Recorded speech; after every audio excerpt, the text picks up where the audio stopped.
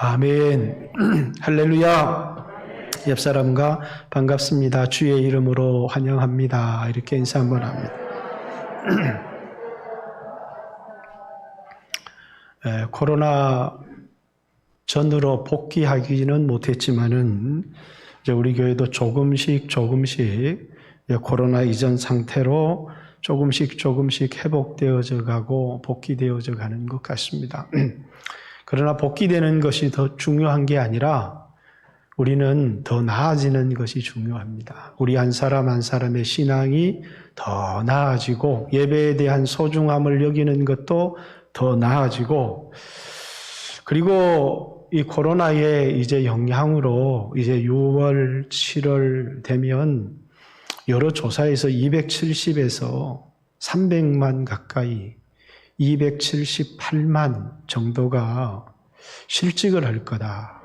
이런 통계가 나와 있는데 아마 우리 성도들 가운데는 아무도 그런 사람이 나오지 않기를 원하지만 우리가 코로나의 영향을 피해갈 수는 없습니다. 그렇죠?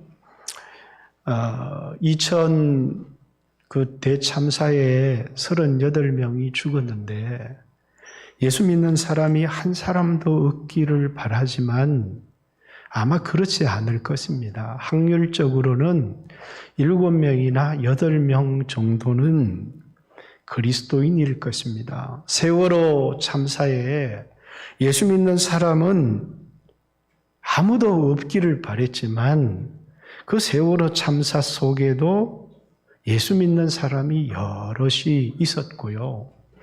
또 이번 코로나를 인하여 직장을 잃는 사람은 예수 안 믿는 사람만, 은혜 못 받은 사람들만 직장을 잃기를 우리가 바라고 있지만 그런 일이 일어나서는 안 되지만, 그러나 예수 믿는 사람도 이 코로나 때문에 직장을 잃고 위기를 경험하는 사람이 많을 거고요.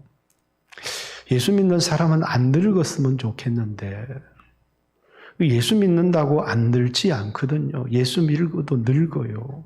아니, 예수 믿은 사람은 병들지 않았으면 좋겠는데 예수를 믿는다고 해서 병이 안 드는 게 아니라 예수 믿은 사람도 병원을 가고 목사도 수술을 받고 다 그런다는 겁니다. 예수 믿는 사람은 안 죽었으면 좋겠는데 예수 믿는 사람도 다 죽는다는 겁니다. 세상 사람들이 만나는 그런 사고를 예수 믿는 사람도 만나고, 세상 사람들이 잃어버린 직장 예수 믿는 사람도 잃어버리고, 세상 사람들이 늙어가듯이 예수 믿는 사람도 늙어가고, 세상 사람들이 죽음을 피할 수 없듯이 예수 믿는 사람도 죽어요.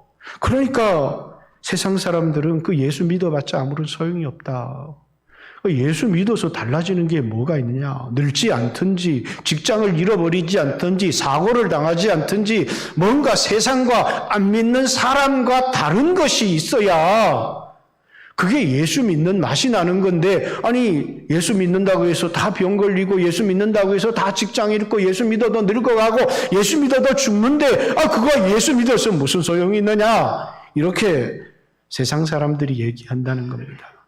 여러분, 예수 믿는다는 게 뭐가 다른 겁니까? 우리는 예수를 믿어서 세상 사람들과 똑같은 일을 당하지만 그걸 대처하는 것이 달라요. 죽음 앞에서 우리의 반응이 다르고, 위기 앞에서 우리의 반응이 다르고, 직장을 잃어버리는 그 어려움 앞에서 우리의 반응이 다르고, 그 반응의 결과가 놀랍게 다르게 나타난다는 것입니다. 세상 사람들이 만나는 어려운 일을 만나도 세상 사람들은 절망해버리거나 아니면 그걸 헤쳐나가기 위해서 몸부림쳐서 얻게 되어지는 결과나, 예수 믿는 사람이 그 어려움 속에 믿음으로 살아서 얻게 되는 결과는 전혀 다르다는 것이죠. 그래서 세상 사람들이 만나는 일을 만나지만 우리는 그 위기 속에서 어떻게 믿음으로 살아갈 것인가, 그리고 그 속에서 어떻게 살아계신 하나님께서 우리의 삶에, 우리의 인간 역사에 개입하셔서 놀랍게 우리를 구원하시는 것을 경험할 것인가. 코로나가 터지면서 이런 생각을 했습니다. 기본이 중요하다. 기본으로 돌아가야 된다. 그래서 오늘 이 본문을 읽고 지금 7번째 복음이라고 하는 제목으로 여러분과 말씀을 나누고 있습니다. 기본을 잘 들으면 내 인생에 답이 보이기 시작하는 겁니다. 여러분이 오늘도 복음을 듣고 기본을 잘 들으면 그러면 내가 오늘 만난 위기 가운데서 어떻게 살아야 하는가라고 하는 답이 그 기본에 들어있는 것입니다. 왜냐하면 주님이 우리의 영혼을 구원하시는 분일 뿐만 아니라 지금도 살아계셔서 내가 만나는 위기, 직장을 잃어버리는 위기, 경제적인 위기, 건강의 위기, 가정의 위기, 죽음의 위기 속에서 여전히 우리를 도우시고 놀랍게 구원하시는 분이기 때문에 여러분과 저는 내 영혼을 구원해 주셨을 뿐만 아니라 오늘 내 삶 속에서 하나님이 나를 구원해 주시는 것을 놀랍게 경험할 수 있다는 것입니다. 어떻게 해야 복을 받을 수 있는지, 어떻게 해야 하늘 문이 열리는지, 어떻게 해야 은혜를 경험할 수 있는지 그것이 복음 속에 다 들어있기 때문에 그래서 복음을 깊이 듣고 그래서 내가 예수 믿는 지식을 가지고 있을 뿐만 아니라 그걸 내 삶에 실천하게 될 때 오늘 살아계신 하나님을 내 삶에 경험하게 된다. 그래서 다시 오늘 기록된 복음 9절을 보십시오. 하나님이 우리를 구원하시고 거룩한 소명으로 우리를 부르셨다. 우리를 구원하셨을 뿐만 아니라 목사와 장로와 권사와 교사로 우리를 부르셨는데 그것은 우리의 행위대로 하심이 아니요 오직 자기 뜻과 영원 전에 우리에게 주신 하나님의 은혜대로 그것은 은혜가 내가 오늘 예수 믿는 순간에 하나님이 은혜를 주신 게 아니라 아마 영원 전부터 우리에게 주신 은혜대로 된 것이다. 이렇게 이야기를 하는 것입니다. 그러니까 지난주는 우리 뜻대로가 아니라 자기 뜻대로라는 말씀을 나누었고 이번 주는 또 한 번 행위대로가 아니라 은혜대로라는 말씀 한번 깊이 묵상해 보기를 원합니다. 바울이라는 사람이 있었습니다. 빌립보서 3장에 보면 빌립보 교회에다가 편지를 쓰면서 너희에게 같은 말을 반복하게 쓰는 것이 수고롭지만 그것이 안전하기 때문에 너희에게 같은 말을 계속해서 반복해서 쓴다. 그러면서 어떤 자들을 주의해라. 자신의 육체를 신뢰하는 자들, 행악하는 자들 이렇게 얘기했는데 그 사람은 구체적으로 어떤 사람이냐면 자기 육체를 신뢰하는 사람입니다. 그런데 누가 정말 할례파냐? 성령으로 봉사하고 이렇게 성령으로 예배하는 사람, 예수로 자랑하는 사람, 자신의 육체를 신뢰하지 아니하는 우리가 진짜 신앙인이고 우리가 진짜 할례파다. 그러면서 자기 간증을 4절부터 합니다.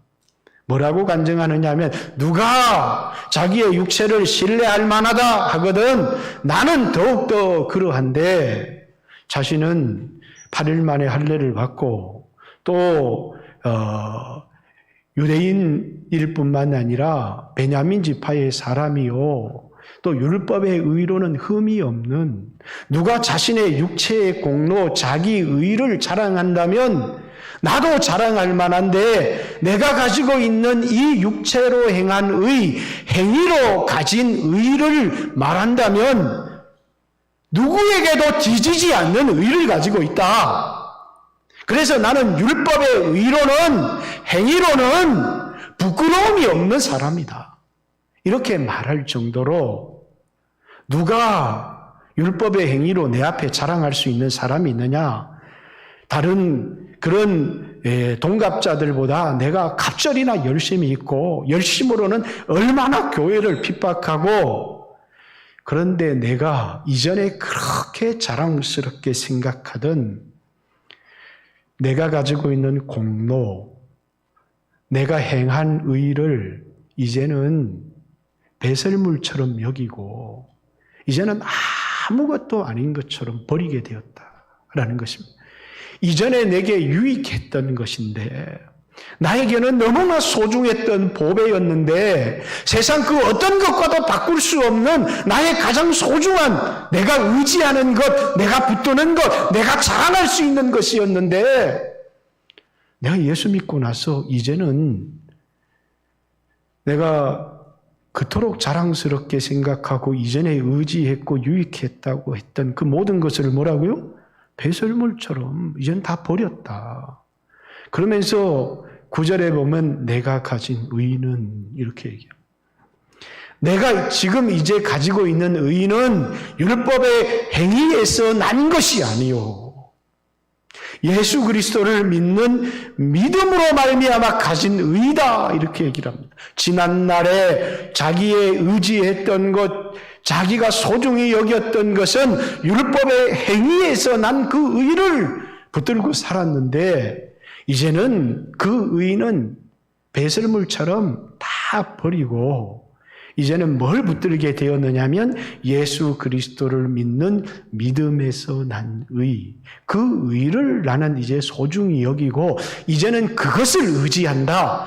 예수 믿어서 옛날에는 내가 율법을 행한 것을 의지했고 내가 유대인이라는 것을 의지를 했고 할례를 받았다는 것을 의지했고 베냐민 지파의 사람이라는 것을 의지했고 바리새인이라는 것을 의지했고 율법을 열심히 행한 것을 의지하며 살았는데 이제는 그런 건 나한테는 다 배설물이고 하나도 자랑할 것이 없고 이제 내가 의지하는 것은 예수님이 나를 위해 십자가에 죽으셔서 그래서 나에게 덧입혀 주신 그 의, 나는 그 의를 이제는 의지한다. 예수 만나서 바뀐 게 뭐예요? 소중히 여기는 것, 의지하는 것이 옛날에는 자기 행위에서 난 것이었는데 이제는 예수 그리스도를 믿음으로 말미암은 것을 의지하기 시작했다는 거예요. 예수를 믿는다는 것은 이렇게 의지하는 것, 소중히 여기는 것이 바울처럼 완전히 달라지는 것이죠. 그래서 오늘 여기 본문에 보면 9절에 우리를 구원하신 것도 우리를 목사로 부르신 것, 장로로 집사로 부르신 것도 행위대로 한 거 아니다. 우리의 행위가 의로워서 율법을 지켰기 때문에 하나님이 그걸 기뻐하시는 것이 아니라 하나님이 기뻐하는 것은 자기 의가 아니다는 겁니다. 로마서 10장 1절의 말씀에도 유대인들이 자기 의를 세우려고 억지로 뭘 부인하느냐 하면 하나님의 의에 굴복하지 아니하는 것.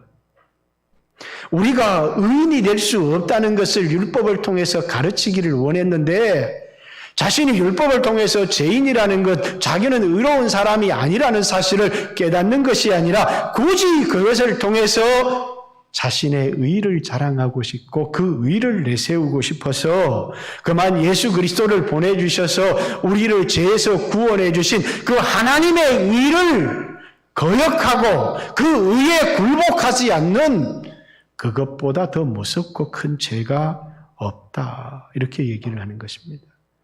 바울에게 있었어도 또 이 종교개혁을 했던 루터에게 있었어도 또 이제 감리교의 부흥을 일으켰던 웨슬리 같은 사람에게도 분명히 믿음의 가정에서 태어났어. 웨슬리는요, 얼마나 경건하게 살았는지 모릅니다.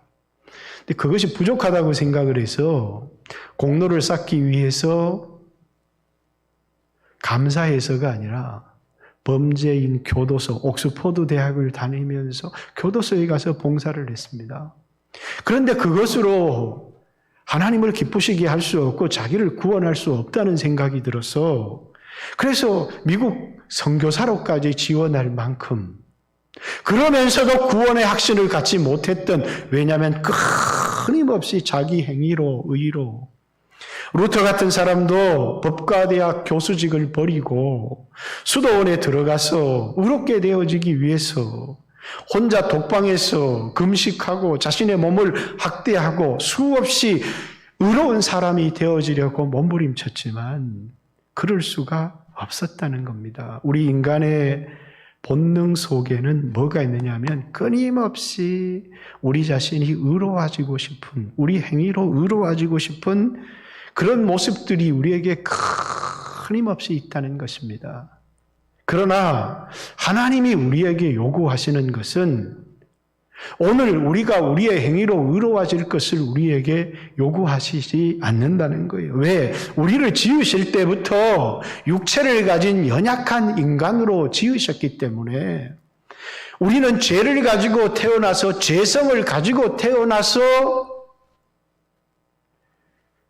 하나님의 의를 행할 수 없는 사람이라는 것을 우리 안에 있는 이 죄성을 보지 못하니까 율법을 통해서 내가 죄인이라는 것을 깨닫게 하지만 그러나 최초의 사람 아담조차도 하나님께서 죄성이 없이 인간을 만들었을 때도 육신이 연약함으로 말미암아 하나님의 요구, 율법을 지켜 순종할 수가 없었다는 것입니다.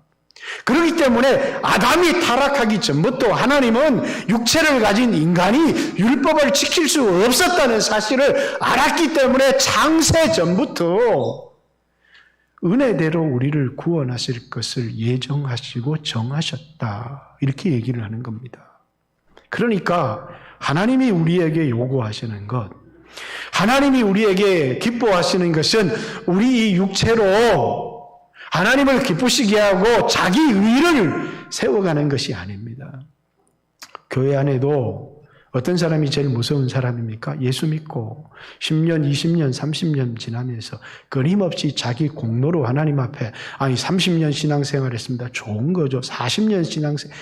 경력이라는 것은 결코 무시할 수 없는 거지만 그러나 그것이 자랑하거나 의지할 것이 못 된다는 거예요. 헌신하는 것도 마찬가지입니다. 많은 사람들이 내가 이만큼 했으니까 하면서 자기가 무엇을 한 것, 세상 사람들은 가진 것, 자신의 실력, 자신의 힘을 의지하지만 하나님 앞에서는 그것이 하나도 하나님을 기쁘시게 하는 것이 되지 못한다라는 사실입니다. 그래서 성경에는 뭡니까? 행위대로 하심이 아니요. 그러나 이렇게 얘기를 한 겁니다. 행위대로 하나님이 우리를 부르신 것이 아니고 오직 은혜대로 하나님이 우리를 부르셨다. 여러분, 은혜라는 뭐예요? 은혜라는 말은 받을 자격이 없는 자에게 베풀어지는 하나님의 호의, 이렇게 얘기를 합니다. 여러분이 오늘 여기 나와서 자격이 있다, 이런 사람이 있으면 하나도 자격이 없는 거예요.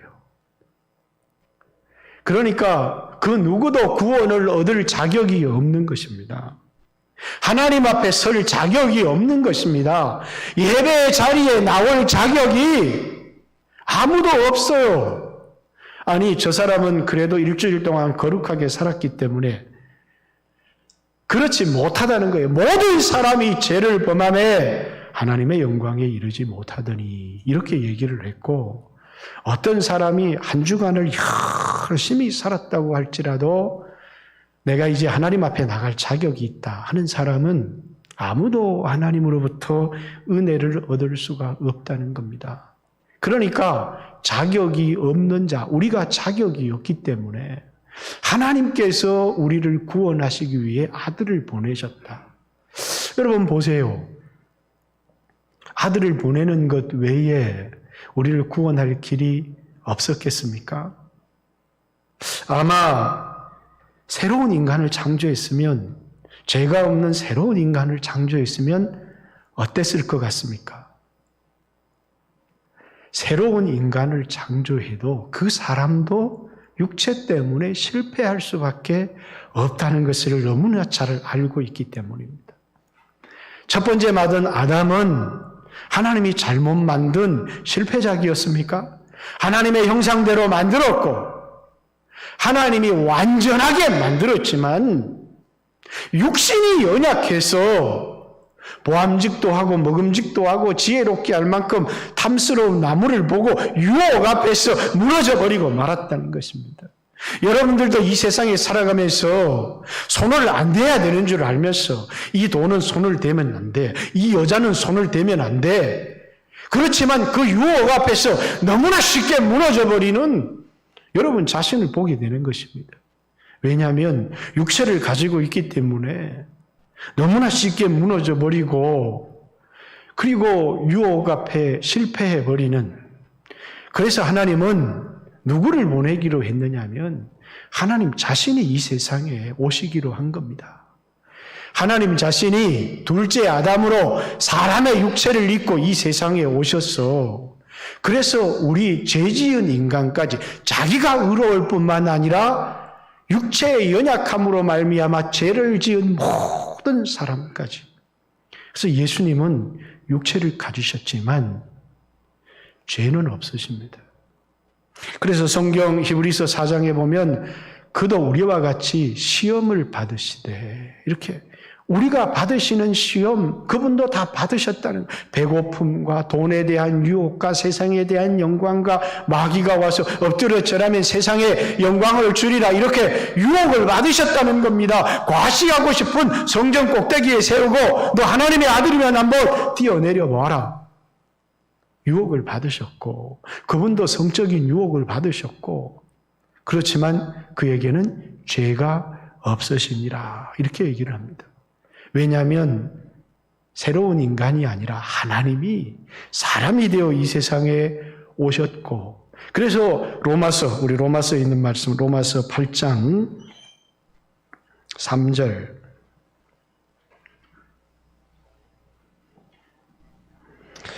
같이 한번 읽습니다. 시작. 율법이 육신으로 말미암아 연약하여 할 수 없는 그것을 하나님은 하시나니 곧 죄로 말미암아 자기 아들을 죄 있는 육신의 모양으로 보내어 육신의 죄를 정하사 이렇게 율법이 우리 인간이 육신이 연약함으로 율법을 지킬 수 없는 그것 이미 죄성을 가지고 있기 때문에 지킬 수 없지만 죄가 없었던 첫 번째 아담도 육신이 연약함으로 지킬 수 없었던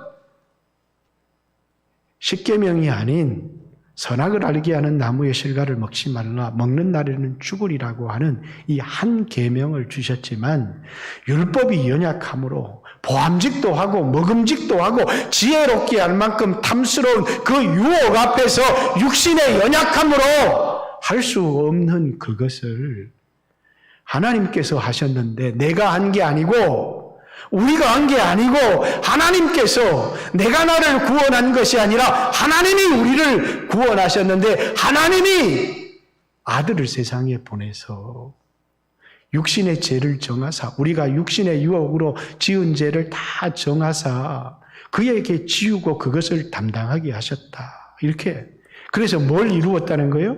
율법의 요구를 다 이루어지게 하셨다. 우리가 율법을 다 지킴으로 율법의 요구가 이루어지는 게 아니라 예수 그리스도를 믿음으로 우리가 그리스도 예수 안에서 율법을 완성했다. 그래서 로마서 10장 4절에 예수를 믿는 사람은 뭡니까? 율법을 완성했다. 이렇게 얘기를 하는 것입니다. 지켜서 내가 나를 구원한 것이 아니고 선행으로 구원한 것이 아니라 행위로 하나님을 기쁘시게 한 것이 아니라 예수 그리스도를 믿음으로 내가 의롭게 되었고 그 믿음으로 하나님 앞에 복을 받게 되었다. 자, 이게 복음이고 이것이 교리입니다. 우리가 잘 알고 있죠? 그래서 예배에 나갈 때 예수 믿습니다. 예수님 의지합니다. 은혜 베풀어 주십시오. 삶은요? 삶은 그렇게 살아가십니까? 여러분, 구원을 우리의 행위로 받은 것이 아니고 예수 그리스도를 믿음으로 구원을 얻은 것처럼 우리에게 직장을 잃어버리는 위기가 온다고 했습니다. 우리도 늙어가고요. 그런데 오늘 바울의 모습, 디모데후서 1장에 있는 바울의 모습을 보십시오. 죽음 앞에 놓여 있습니다. 위기 앞에 놓여 있습니다.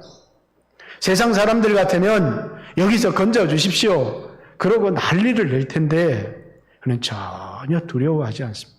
나는 두려워도 하지 않고 나는 염려도 하지 않고 나는 낙심도 하지 않는다. 왜냐하면 이렇게 된 것이 내 뜻대로 된 것이 아니라 주님의 뜻대로 되었고 그분이 나를 지켜줄 것이라는 것, 나를 구원해 줄 것이라는 것 내가 확신하기 때문이다.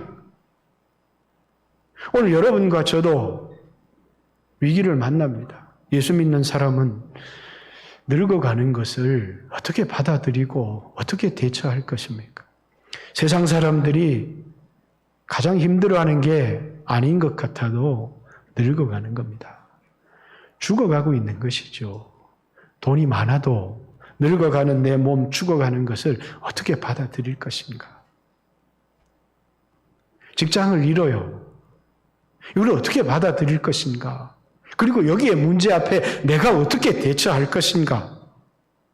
내 힘으로, 내 지혜로 그것이 아니라 하나님이 내가 믿음으로 반응하면 내가 알지 못하는 새로운 길들을 나를 위해 준비해 놓았다. 하나님은 내 삶의 주인이시고 나를 부르셨고 나를 인도하시는 분이고 나를 향하여 놀라운 계획을 가지고 있는데 언제나 광야에서든지 좋을 때든지 나에게 믿음을 보기를 원하십니다. 나를 의지하며 살아가는 삶이 아니라 내가 가지고 있는 재산을 의지하는 게 아니라 내가 가지고 있는 지식을 의지하는 것이 아니라 내가 예수 그리스도를 얻고 예수를 얻고 예수를 소유하고 그분을 나의 힘으로 그분을 의지해서 그분을 붙들고 살아가는 삶. 그래서 오늘 보이지 않지만 살아계신 하나님을 경험하기를 원하시는 것입니다. 교리만 그렇게 믿는 것이 아니고 우리 삶의 위기를 당했을 때 하나님이 뭡니까? 믿음 한번 보자. 우리에게 유목사야 믿음 한번 보자. 김집사야 박장로야 믿음 한번 보자. 이렇게 말씀하시는 거라는 거예요. 무엇으로 하나님을 기쁘시게 할 것인지. 그런데 우리는 그만 위기 앞에서 벌벌벌벌 떨면서 내놓아야 될 알고는 있는데 내놓아야 될 실천해야 될 순종해야 될 믿음이 없는 것입니다. 내가 뭘 의지해야 돼요? 바울처럼 내가 이전에 의지했던 거 돈을 의지했습니다. 근데 돈이 날아갔어요. 직장을 의지했습니다. 직장이 날아갔어요.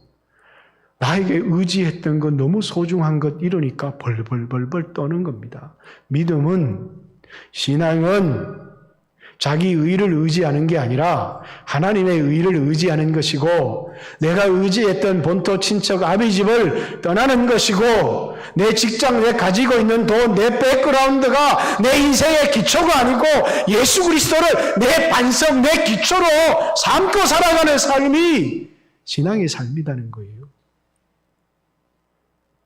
내가 약하다는 게 문제가 되는 게 아니에요. 내 힘으로 살아가려고 하는 사람은 가진 게 없다는 게 문제가 되시오. 내 힘으로 살아가려고 하는 것은 배운 게 없다는 게 문제가 돼요. 내 힘으로 살아가려고 하는 것, 내가 실력이 없다는 게 문제가 돼요. 그러나 하나님의 능력으로 살아가려고 하는 사람은 그게 문제가 되는 게 아니라 예수가 내 안에 없다는 게 문제가 되는 겁니다. 왜? 바울은 그토록 의지했던 것, 그토록 자기에게 유익하다고 생각했던 것, 그걸 뭡니까? 예수를 만나고 나서 예수를 붙들고 예수를 의지하고 나니까 그게 나한테 아무 소용이 없더라는 겁니다. 그래서 버리는 겁니다. 루터도 대학 교수직을 버리는 겁니다. 수없는 사람들이 예수를 믿으면서 예수를 만나면서 자기가 의지했던 것을 버리는 겁니다. 오늘 우리처럼 주님 이것만큼은 뺏어가면 안 돼요. 이건 나한테 너무나 소중한 것입니다. 내가 의지했던 내 마음속의 우상들을 하나님은 싹 갈아엎어 버리시는 것. 왜? 그게 믿음이 아니기 때문이에요. 하나님이 우리에게 요구하시는 것은 우리 힘으로 살아가라는 게 아니에요. 우리 선행으로 우리를 구원하라고 하는 것이 아니에요. 왜 예수를 보냈느냐? 하나님이 보낸 하나님의 아들 예수 그리스도만 우리의 유일한 의지가 되고 우리의 유일한 반석이 되고 우리가 붙들 수 있는 유일한 힘이 되기 때문에 그 예수를 붙들으라고 보내주셨는데, 그런데 그 예수를 붙들지 않는 것입니다. 그리고 뭐라고요? 여전히 반신반의하면서 예수님 내 직장 지켜주셔야 됩니다. 예수님 내 돈 지켜주셔야 됩니다. 그러나 여러분, 예수 믿는 사람이라고 직장이 지켜지던가요? 예수 믿는 사람이라고 돈이 지켜져요? 예수 믿는 사람이라고 지켜지던가요? 그렇지 않습니다. 하나님이 우리에게 사고도 허락하시고 직장을 잃어버리는 것도 허락하시고 세상 사람들이 당하는 위기도 허락하셔서 세상 사람들이 기독교를 비웃듯이 예수 믿어도 아무런 소용이 없어. 정말 아무런 소용이 없습니까? 정말 예수 믿는 게 아무런 소용이 없어요. 예수 믿어도 이런 일을 당하니까 예수 믿어봤자 소용이 없어. 정말 아무런 소용이 없어요. 예수님 붙드니까 역사가 일어나지 않던가요? 기적이 일어나지 않던가요? 우리를 구원하시는 것처럼 위기가 오지만 그 속에서 내가 붙들어야 될 것, 아마 여러분의 인생에 여러분이 의지했던 것을 모두 놓아버리기 전에 우리 인생엔 어쩌면 더 많은 세상 사람들보다 위기도 사고도 어려움도 찾아올지 모릅니다. 그러나 우리 그 속에서 예수님을 붙들 때 예수님을 의지합니다. 그렇죠? 똑같은 일을 만나지만 예수님을 의지하면 우리에게 찾아온 위기가, 우리에게 찾아온 어려움이 축복이 되어지고 기회가 되어집니다. 내 힘으로 아무리 도덕적으로 살려고 해도, 아무리 하나님을 기쁘시게 하는 윤리적인 삶을 살려고 해도 되던가요? 안 됩니다. 내가 하는 게 아니에요. 주님, 나는 할 수가 없어요. 내가 몸부림쳐봤지만 안 됩니다. 그래서 처음에는 결심을 합니다. 다음부터는 똑바로 살겠습니다. 근데 안 돼요. 이번에는 정말 결심을 했습니다. 근데 또 안 돼요. 그러니까 신앙생활 10년, 20년 하다 보면 에라, 결심해도 소용이 없는데 뭐하러 결심을 하나? 왜? 결심을 해도 내가 도덕적인 삶, 윤리적인 삶을 성공할 수 없다는 사실을 알아요. 그러니까 내 힘으로는 안 되는 겁니다. 그래서 주님, 난 병들었습니다. 나는 나를 어떻게 할 수가 없습니다. 내 안에 있는 재성과 욕망을 통제할 수가 없습니다. 그래서 병든 나를 주님 앞에 내어놓습니다. 주님이 하셔야죠. 주님이 하십시오. 그럼 주님이 우리 마음의 변화를 일으키십니다. 주님이 내 삶의 역사를 일으키십니다. 그리고 뭡니까? 주님이 나를 변화시키는 것을 보게 됩니다. 환자가 병이 들었는데 의사에게 나가서 내가 이렇게 병들었습니다. 이렇게 할 때 의사가 고치는 것이지 환자가 자신의 병을 고치는 게 아닙니다. 우리는 도덕적으로 윤리적으로 병든 사람이고 예수님은 그걸 고치기 위하여 오신 분입니다. 내가 윤리적으로 도덕적으로 살면 예수님이 이 세상에 오실 이유가 없어요. 그분을 붙들어야 될 이유가 없어요. 경제적인 위기든 건강의 위기든 세상에서 만나는 어떤 어려움이든 우리는 예수를 의지해야 되고, 또 내가 변화되지 않는 도덕적인 삶이건 윤리적인 삶이건 내가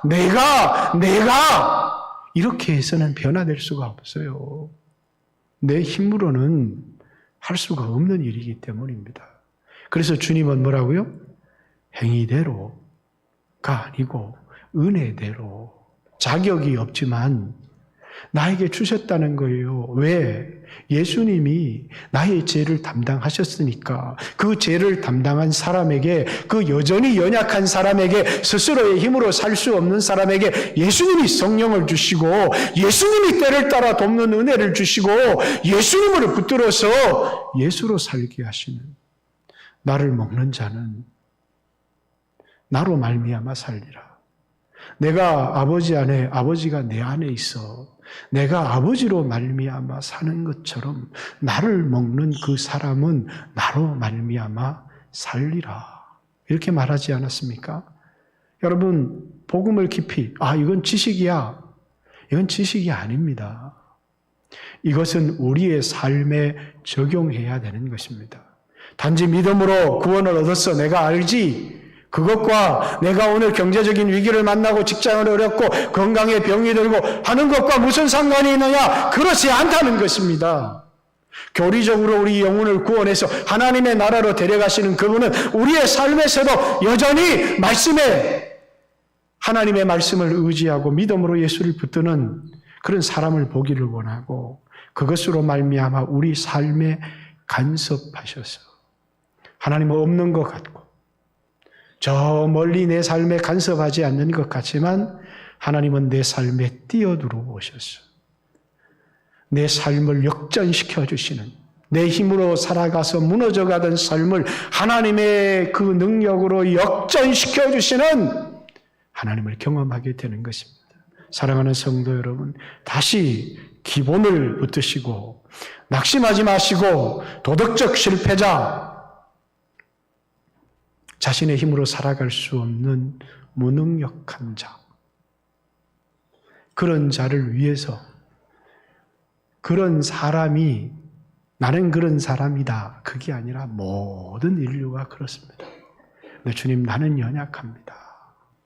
주님, 나는 죄를 지었습니다. 그렇기 때문에 이제는 자기의 내 힘으로 살려고 했던 것들을 내려놓고 이제는 하나님의 의를 붙들고 이제는 내가 옛날에 소중하게 생각했던 것, 옛날에 의지했던 것, 그거 다 내려놓고 예수를 붙드는 사람에게 오늘도 살아계신 하나님은 우리에게 놀라운 구원을 주시고 놀라운 피할 길을 주시고 우리가 알지 못했던 새로운 길들을 열어주시는, 그리고 내 속에 들어와서 나를 변화시켜 주시는 하나님을 경험하게 될 것이라는 것입니다.